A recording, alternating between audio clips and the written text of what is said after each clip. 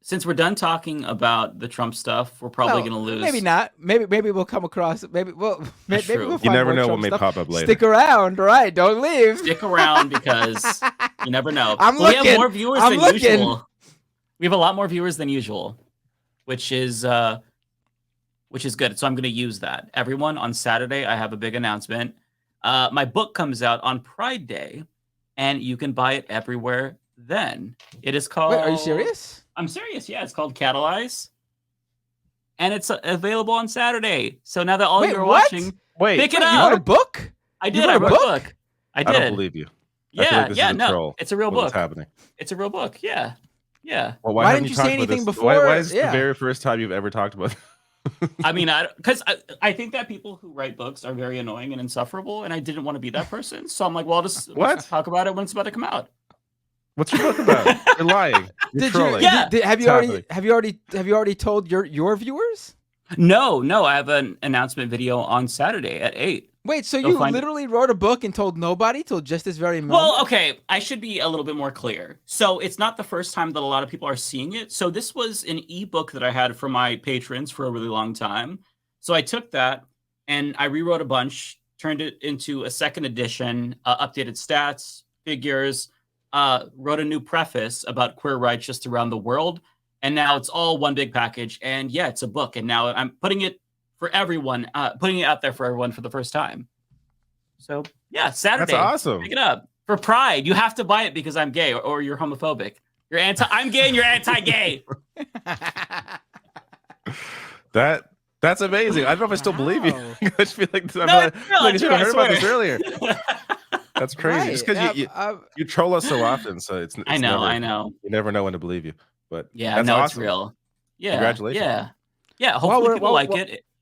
If they don't, that's fine too. Let me know. Where can people buy it? So it's already available to pre-order on most digital storefronts. I think you can buy the physical from Barnes & Noble. You should be able to buy it from Amazon, although I don't know. It's not up right now. But I mean, it should just be available everywhere. It's on Apple Store right now. You can already pre-order it and get like a preview. So yeah, it should be in more. Will there be an audiobook version? Maybe. I'm a little bit lazy to record that right now because I just finished like doing all the work. So I don't want to think about it. You don't have to record the audiobook version. You can get someone to do it for you. Well, in that case, maybe it's possible. What's the book about? So it's about queer rights movements in the Middle East and North Africa. So they emerged in like the 2000s, and political scientists didn't really track them because they were non-traditional, meaning that they were exclusively online, but they started to get really big and grow into actual full-fledged movements, and nobody's really covered them. So this is what I studied for my master's thesis. It started off as like a research paper, and it's only been published in like graduate and school search engines. And now, like, I went back to revisit it, and they're still growing. They're bigger than ever. And like Tunisia had a gay presidential candidate. Like, these movements are massive now, and nobody's really talking about it. So my whole argument is that you have to take into account movements that emerge on the internet and, integrate that into pre-existing sociological and political science research, because then if you don't do that, you're missing out on a massive movement that's currently in their post-Stonewall era. In a lot of states, like in Morocco, they have one of the biggest queer movements, Tunisia as well now. So yeah, I'm basically tracking all of that. It's all of the region. And I decided to basically put out this into like a regular book now, because like, obviously, as I talk more about Palestine and Gaza, a bunch of people always hit me with the, hey, you're gay and Arabs want to kill you, which is so ignorant because there's homophobia everywhere. And there are gay people in these countries right now that have massive movements that nobody even knows about. At least people in the West don't know about. So I was like, you know what? Wait, I think Mike, you're gay? Excuse me? No. They just think I am when I'm talking about it. Right. Because you're such an expert in this field. So I didn't even know you. It seems like you really are. Like, you did a lot of work. I didn't know you were. There it is. It's real. It's real. I'm one of the first people to actually talk about this. Since then, there's been a lot more people. So my original graduate thesis was published in like 2014. And there's only been a couple of other people that have published works about this, and it's really cool. They actually cited my original one, which is so awesome to me because they're using it. So yeah. It's like, I don't know. I hope it's not too boring, but yeah, I hope people check it out. Yeah, there you have it, Mike. One of there really you have cool. everybody. Mike Figueredo, one of the only people writing about gay people.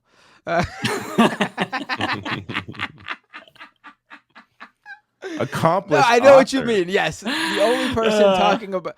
One of the only people covering these movements in the Middle East and North Africa. This is awesome. I didn't realize. Yeah. I hope. Are you going to make the physical copy? Are you going to make the media rounds? Are you going to like do PR, like get people to maybe have you on their shows and stuff? I haven't talked about it a lot because people who sell books are very annoying, and I don't want to be one of those people. I don't want to over promote it. I might make the media rounds. You wrote a book, man. You should be proud of that. That's crazy, dude. Yeah, no, it's cool. It's fun. Don't be self-conscious about how other people promote their books. Like this is awesome. This is a massive accomplishment to write a book, and you should definitely talk about it more for sure. Thank you. I hope that people actually think it's good, because it might be like political science type books might be a little bit boring. I tried to adjust it in like this version to make it so it's more readable and not just like stats and like, okay, 13%, like, you know what I mean? Like it needs to be not boring. So I hope that I help that, like, make it more readable. But we'll see. And I'm open to, constructive criticism though. I'm trying to imagine like what you did to like spice the book up. Like it opens up with like, have you heard about gay rights in Tunisia?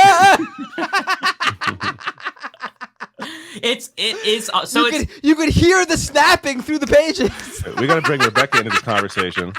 Hi, Rebecca. my loves. I have Hey. y'all just Did you know? missed you too. Oh my Did you know that goodness. Mike wrote a book and it's coming out like very soon?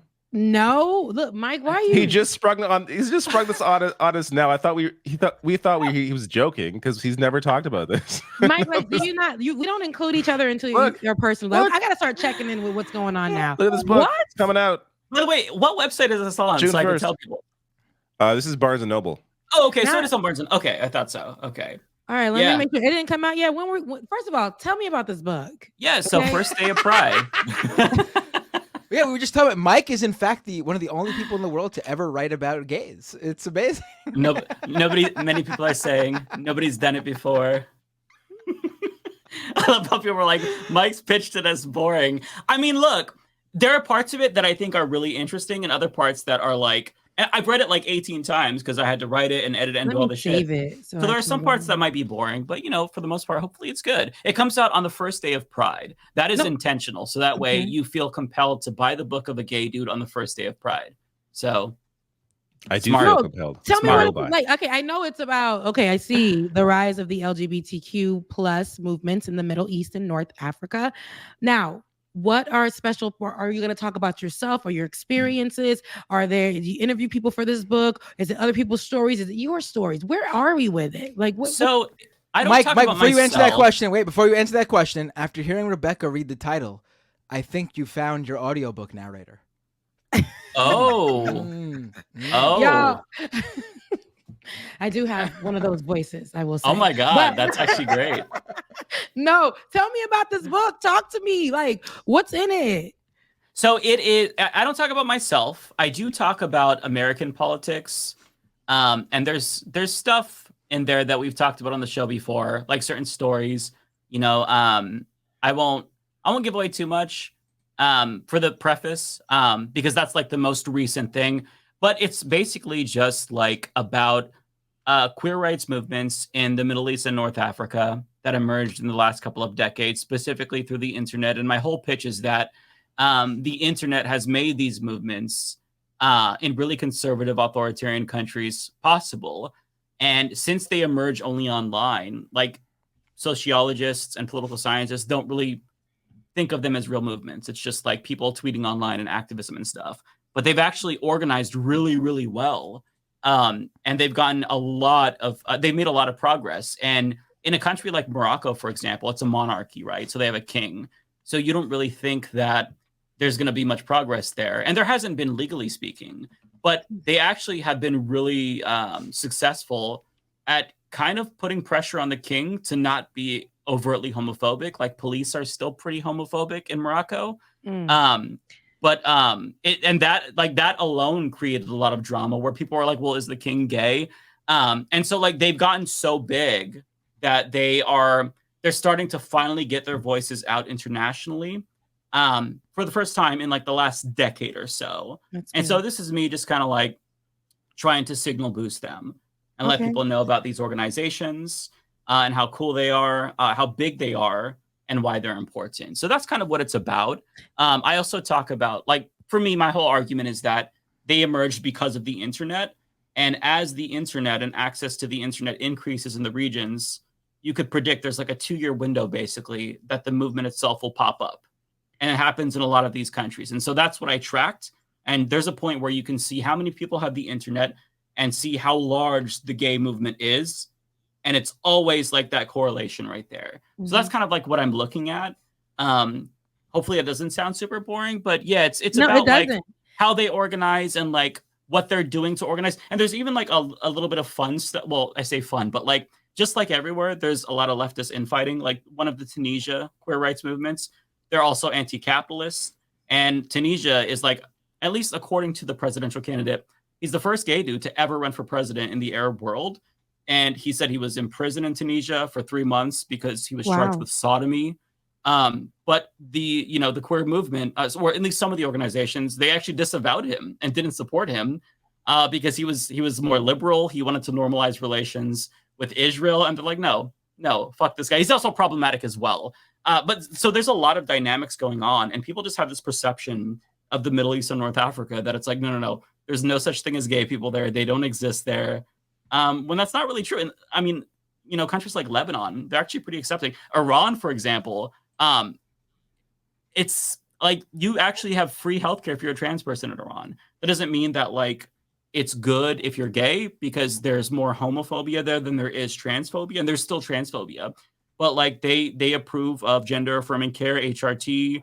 The government mandates insurance companies pay for surgeries in Iran. So a lot of people have no idea what's going on. So it's just like me trying to signal boost these movements and, hope people care.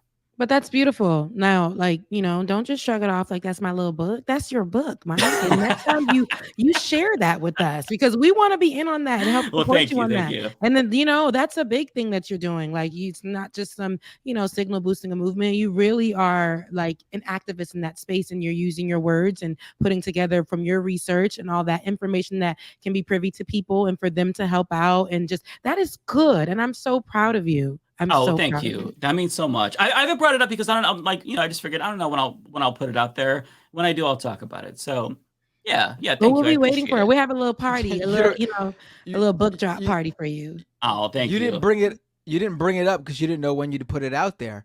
There's a release date of June 1st. That's in 2 days. It wasn't until recently. Yeah, it wasn't until recently. I just got the actual like author's copy like a week ago. So, and I'm like, okay, June 1st, sure. That makes sense. It's self-published? Yeah, it's self-published. Yeah. Did you have to get the copies to like Barnes and Noble and stuff? Like you had to send them copies and stuff? No, so it's if you were to order like a physical copy, it probably would take a little bit to get to you, like at least a week, because they're printing them as they go. So that way there's no upfront cost for me to be able to distribute it out there. Because if you want to do self-publishing, it's kind of expensive. If you want like the books up front, and I figured most people will probably want to do digital anyway, so we'll just do it this way. Save me a little bit of money, and will actually not cost me any money, so save me a lot of money. Amen. Do it that way. That's the way to do it. Yeah. Oh, I'm so proud of you, Mike, and congratulations on that. That's a big deal. So yeah, that sounds great. And I'm gonna give come on, Sal. He tried to just play it off. He tried to just play it off. He was just like, oh, by the way, I got a book coming out in a few days. Terrible. Me just jumping in here and y'all like, look, Rebecca, look at Mike. He done dropped the book and he ain't tell nobody. That's a big deal. Didn't even ask us to write the forward. Unbelievable. This guy has watched too much TYT and Jank talking about his book. That's why he feels like Oh, why is that what happens? Is that every for other real? sentence? Every other sentence. He promotes his book. So that he's No, just like, I don't want to be that guy. I don't want to be that guy. In general, people who in this space release books, they talk about it a lot, and it's like, okay, I heard about your fucking book. Goddamn, we know about the book. And that's the thing, though. That kind of stuck in my mind, and I know, but you remember the name of the book. People who are winning with that whole thing. Like that's true. You gotta. There's a way where you can be, like. You don't have to, you can humble brag. You see what I'm saying? Like you're doing, it's not that you're like bragging about that. You've done some work that's going to be helpful to a community that is marginalized, and especially in these certain places. And people aren't talking much about resources and what's going on and how it's growing. Honey, you did your work. So yes, go get my book. Okay. Okay. I will keep that in mind. It is kind of fun. It is kind of funny that you're complaining about people promote their books as like you run like an online show where ostensibly, I'm guessing you've interviewed guests who've put out books. So I'm picturing I'm picturing you having these guests on, and you're like, all right, so joining me now, the author of the new book, blah blah blah blah blah. So tell me something about this. Tell me something about this new book. And as they start talking, like 3 sentences in, Mike is thinking, oh my God, shut up about your book already. No. Well, look, to be fair, like I buy most of their fucking books when they release them. I even bought David Pakman's kid book. Just to be like, hey, he released a book. I'll give it to my niece and nephew. I haven't yet. It's still here. I will, though. But, I buy most of their books. Just, I'm curious. You know what I mean? Haven't read all of them. So it's not like the worst thing ever. I just think that sometimes people go a little bit too far in the self-promotion. So, I figured when the time's right, we'll talk about the book and then shut the fuck up about it. Well, I can tell you as a friend, you're going too far in the opposite direction. Yeah. Yeah. That's fair. Yeah.